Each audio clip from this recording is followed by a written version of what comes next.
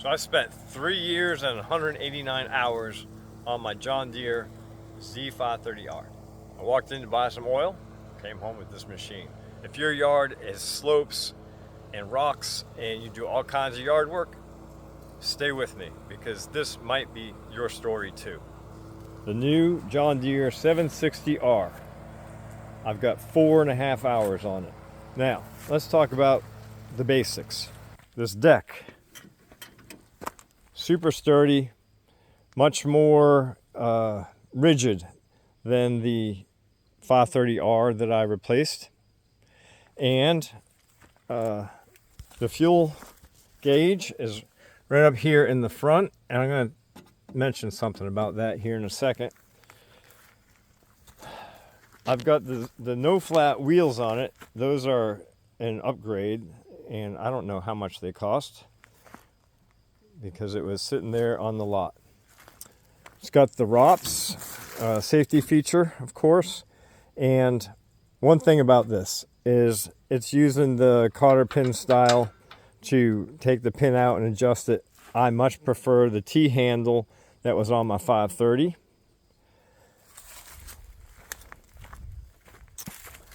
Raise and lower the deck. Just push that down with your foot. Lift up this lever and you can adjust your height. Now, I will say, this is the indicator for your depth of your blade. It can go 5 inches, and they have 1/4 inch increments marked here. When I first got it, I thought that this was the indicator. See that arrow? I know it's maybe it's very clear to everyone. It wasn't clear to me, and I butched my lawn the first time.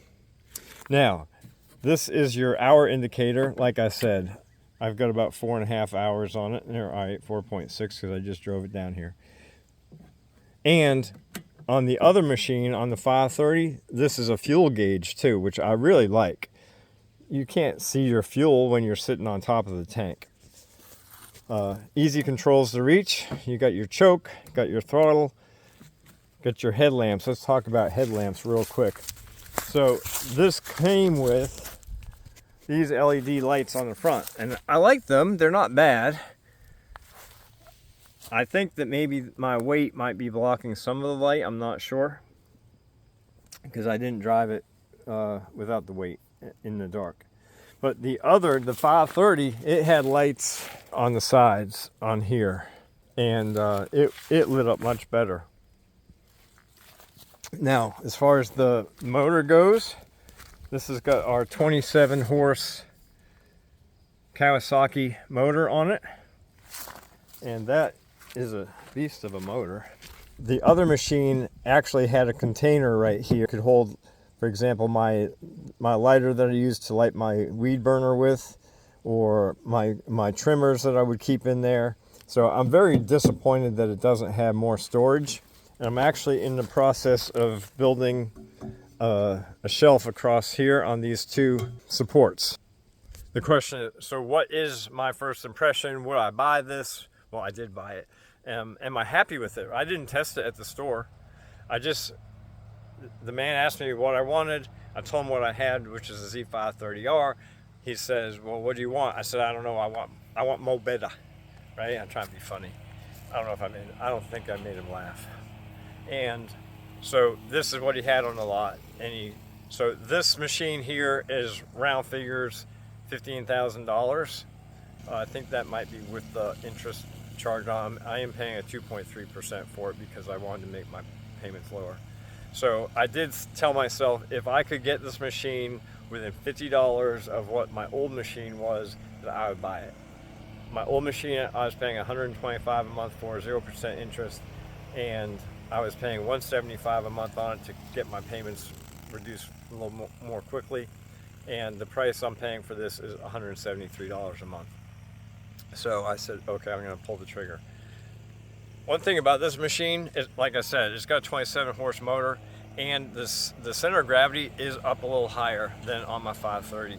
So what I noticed was on all the hills I'm pulling wheelies. It's got some go, and and it's very, very sensitive. So minor adjustment on the handles means it moves very quickly, which that's not a bad thing. It's the difference between like a sports car and a station wagon. And so I did put the front weight on there, which that was a story in of itself I won't go into, but the weight made all the difference in the world. And you'll see what I'm driving up and down these hills, the front's not coming off the ground, so it worked perfectly. Other thing that I do with this is, well, I have a lot of trees that are down. Here's some wood, here's some tree that was cut, there's another log over here, there's more over here, there's the tree that fell down, needs more cutting.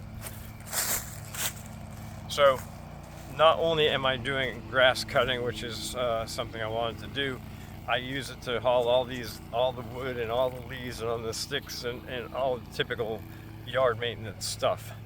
I have 4 trails that come down here. This is one of them. And so hopefully you get an idea of how steep it is. That's one reason I wanted to have this more powerful mower. And you can see that deck ride's pretty high, so I can easily get over the stumps and the rough stuff that's out here. So, do I think this is a worthwhile machine? Well, if you have a yard like mine and you need to navigate this kind of terrain, is absolutely a must. If I had a regular old flat yard, even if it was 5 acres of flat, then the other machine would have worked just fine. Stick around, watch the other video if you haven't seen it yet. The link's below, and we'll catch you on the next round.